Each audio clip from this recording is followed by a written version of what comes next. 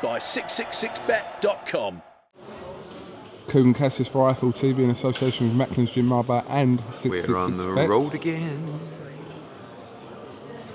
In Liverpool here today. We left the house at 7:30 this morning. Here we go.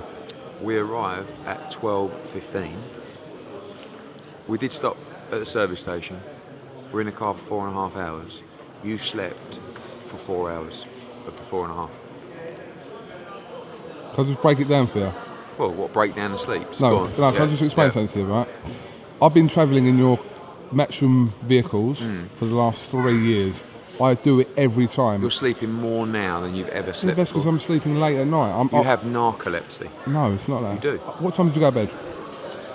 11 o'clock. Right, I went to bed at 3:30. Hold on, let me just get my Blue Peters badge.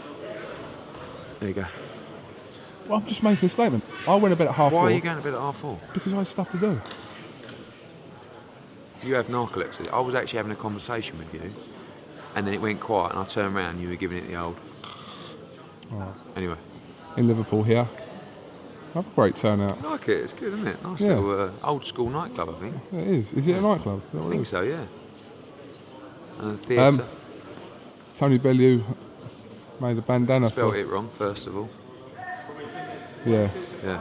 I don't think there's any footage of that. No. But, how does he seem to you today? He looks fantastic. I was, obviously after Nathan's workout yesterday, he looked in such great shape. And one thing that still surprised me about Nathan, looking at Tony, Nathan looks massive. I think people will see it at the press conference and the weigh-in on Friday. He looks really, really big. Tony looks super sharp. Looks quite light, actually. I think in the last fight he's looked a little bit, not chubby, but quite, he looks quite lean. He said he's just about on the weight now, but he looks athletic, looks very fast on the pads, punching very hard. I honestly have no idea which way this fight's going to go. Has he Speaking to everyone, having conversations with Joe Gallagher, Paul Smith, Anthony Crolla, Liam Smith, just everyone who's here, and no one really knows. You sure? I've interviewed all of them and they've all no fence sitting. Really? They've given their prediction. One of them, which I won't name, watch it on Eiffel TV later, said that Cleverly will be knocked out inside 4 rounds. Really? And how many said Cleverly would win? None. Really? They're Scousers, aren't they? Listen, I think Cleverly's going to be the favourite going into the fight. Yeah. Okay. Has Tony Bellew become too emotionally involved in this fight?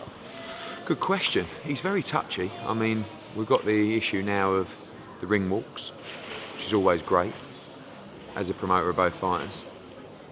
So I said, just to let you know, probably going to toss for the ring walk.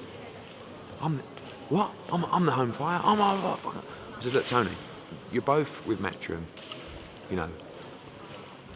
It's fair. No, I'm out. Anyway, so we'll overcome that. But it's my intention to toss for who walks first. Why was it Cleverly Bellew? You know why? Because it was in Liverpool, and I just felt like, Nathan was the one that obviously.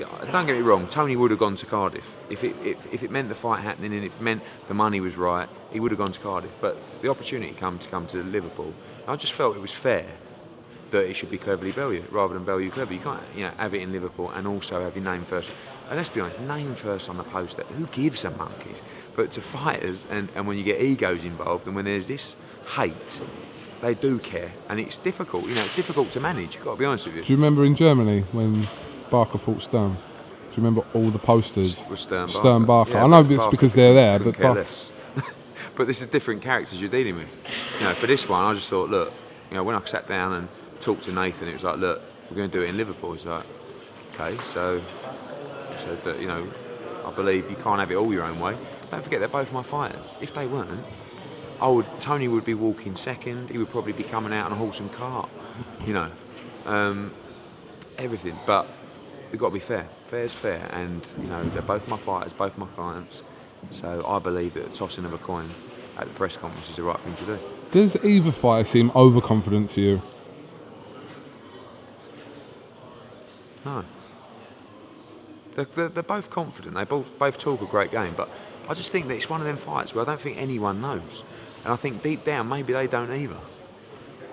They've both been hurt before, right? They can both punch. Tony, I believe, punches harder. But I just think, I said this yesterday in our interview, when it comes down to it, and this is what I love about boxing, Coop, is that you walk out into, and people don't get to see what I see, and probably you see sometimes, and that's the walk from the changing room to what I call the loading area, which is just before you're about to step on that stage. These are not normal human beings. Can you imagine, after all this build-up, all this hype, and all the attention that will be on Saturday night, when you walk from your changing rooms into the loading area, you have one fighter here, another fighter down there, you can see each other. The person walks first, they hear the noise, and then all of a sudden, Sky says, right, you're on, right? And you walk up, it's not like going to perform a song, this is going to have a fight. You're on, you walk up the steps, you open the curtain, and all you see is the bright lights and 10,000 people waiting in anticipation to watch you have a fight with another man. Not go and kick a football around, not bowl a cricket ball, not spin a rugby, to have a fight with another human being. This is why it's the purest sport of all. There's nothing like it. And when there's this animosity, this rivalry, and this uncertainty as what is about to happen, this just makes me so excited. Not just for Saturday, but for the sport of boxing.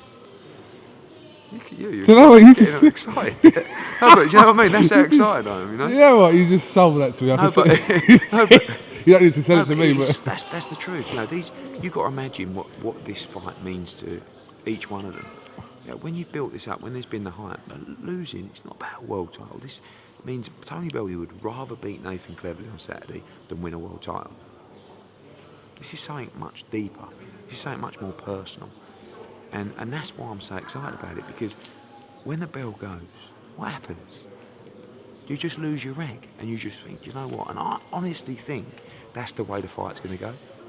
I just think all the tactics, they might last a round, 2 rounds, if that. But I think ultimately both fighters are going to stand and trade. And I think someone's going to get knocked out. And it's a difficult one for me, not that it's about me at all, because it ain't, but having both fighters and being fond of both, I've never been in this position before. You know, so I can't sit there and go, yes, when someone, because like normally I live it, but almost, you know, I'm almost disappointed that someone's going to have to lose on Saturday night, you know, because I'm honestly very fond of both of them. I think they're 2 top lads, but they cannot stand each other, and this is a monster fight. couple of changes to the bill. So? Yeah. Jamie McDonnell? No. One change. Oh, yeah. Yeah. All right. Yeah, Jamie McDonnell's fighting SJEKLOCA from Argentina. He was training for a fight. Ramos, I mean, you know, someone said to me the other day, don't you think you should make sure these fighters get their visa? You've got to understand, you can't physically go to Colombia, to the embassy, and queue up and apply for a visa. They have to do it. He applied for a visa to live in England, Right. and we had massive complications. This is like 2 weeks ago, trying to correct his application. Anyway, got rejected late last week. So we now have SJEKLOCA, who coming off a win, but before that went 12 with Marino, the super champion, higher ranked.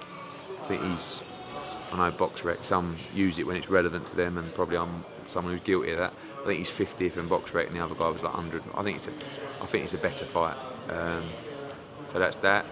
And other than that, everyone's here. Douglin's here, Ataki's here, Periban's here. Where's Douglin? Where is he? He's in Liverpool. Yeah, where? Probably at the Malmaison.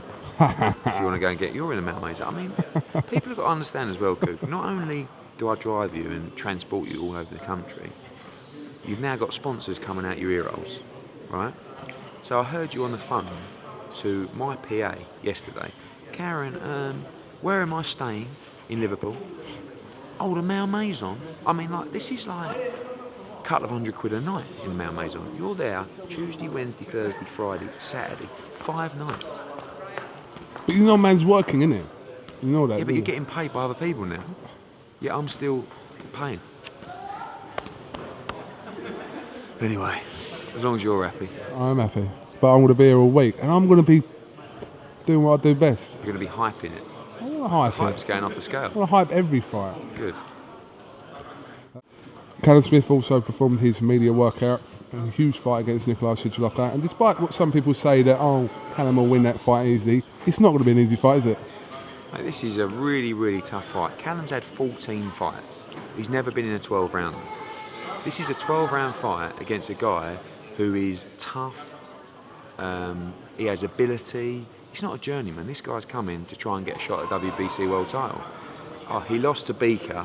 I was at that fight. He lost to Abraham. Watch the fight. He gave Abraham problems.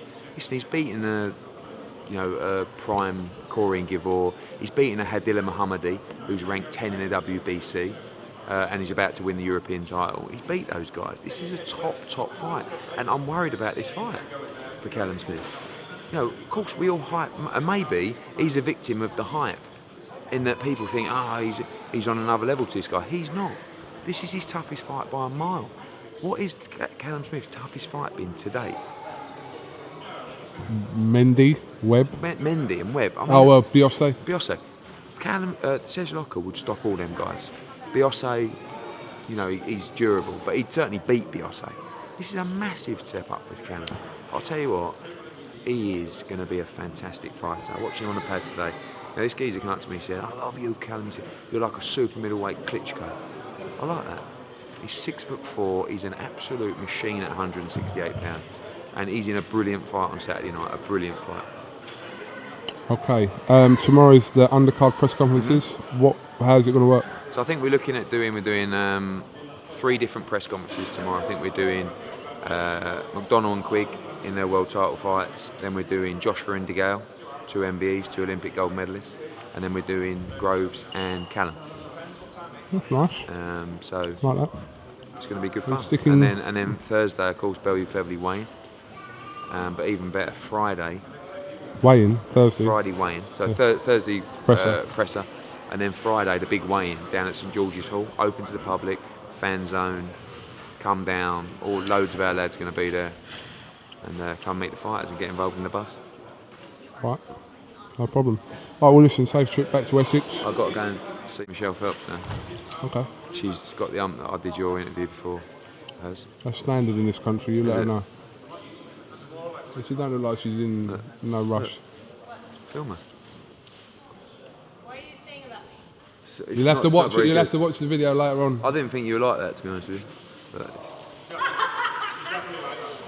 Eddie Hearn, thanks for talking to iFull TV. cheers, mate. The Big Fight, sponsored by 666bet.com.